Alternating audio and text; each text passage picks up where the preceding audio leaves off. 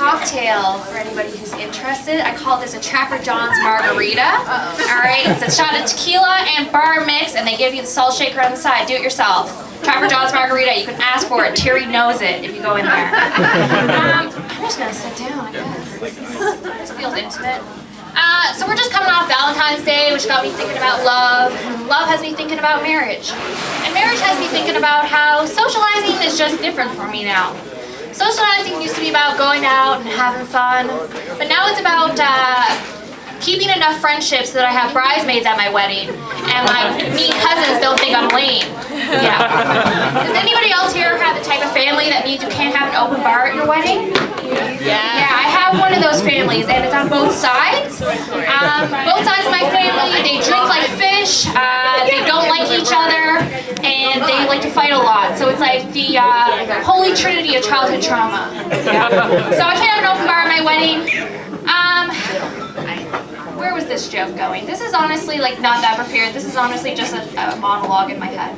I'm not engaged yet. I'm not engaged, but I am in a relationship, and thank God for that. Because I'm really bad at dating. Like, super bad.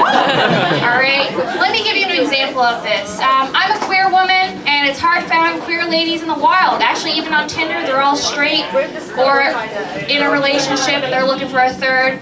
So in the wild, it's especially hard. See, we used to have a way of finding each other in the wild. We had plaid shirts, right? But that's been culturally appropriated by straight girls. I knew the plaid shirts were over when they started selling them at Old Navy. I knew that was just done. So it's hard to tell, like, you know, if a girl is queer, so like sometimes I have to go off things like short hair, and I know that's not right, but whatever, we do it.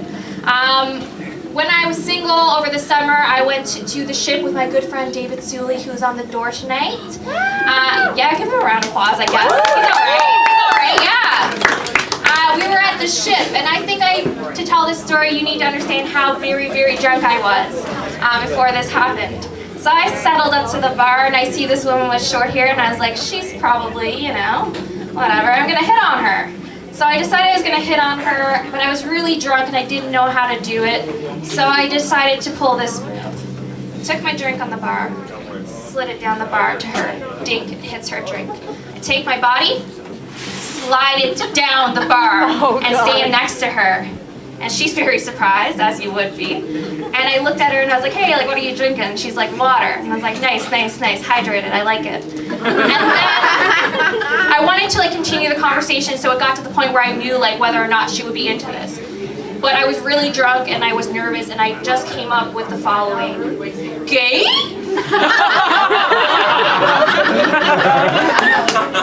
No. No, she was not. She was very much not gay, and I don't think she was impressed with that pickup line. Worse than trying to hit on women is dating straight guys. And I used to date this straight guy, and I kind of hated him, you know, but I didn't want to be the one to end it. I didn't want to be the one to rip off the Band-Aids there.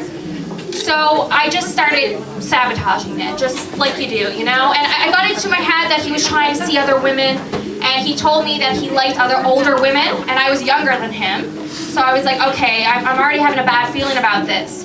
So I asked him about it, and he said, no, of course not, like, I want to be monogamous, blah, blah, blah, bullshit. Anyways, 2 days later, I'm lying in bed doing some light reading of the Craigslist personal ads. If you have not read them, I implore you.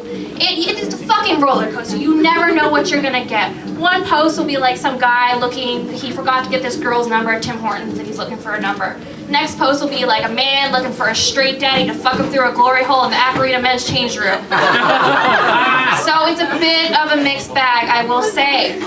So I was on the section of the personals called Misconnections, and I saw a post and it said, seeking older woman who goes to the Starbucks chapters. Immediately red flags go off in my head because the guy I'm dating, he hangs out at this particular Starbucks every single day. You know, like a fucking loser, right? So I'm like, this has got to be him. And I'm trying to sabotage, so I'm like, perfect. And I open up the thing, and all the information in there was just dead on this guy I'm dating. And like, I'm not gonna name his name. Like, I'm not gonna be a bitch, so I'm gonna give him a fake name. We're gonna call him like Trandon, alright? So all this information sounded exactly like Trandon, like all the physical features. He even complimented her car, which was like his favorite type of car. Once again, you know, like a fucking loser. And so I'm rational thing, and I asked him about it. I'm like, hey, I saw this post, was it you? And he was like, no, God, of course not. I can't believe you think I do that, blah, blah, blah, bullshit. So I do the next rational thing. I create a fake identity, I create a fake email, and I message the person on Craigslist saying, hello, it is me, the older woman that you are looking for. And so this goes on for like 3 days, all right? I'm messaging back and forth, and I'm trying to keep things vague enough that like he doesn't, like that he still thinks it's a woman, but like give enough details so that he doesn't like know he's being catfished. And so I'm saying things like, oh yeah, like my hair is like black or red or brown. It's kind of like dependent on the lighting. and like my eyes, it's kind of a similar thing going on there with eye color, I have to say.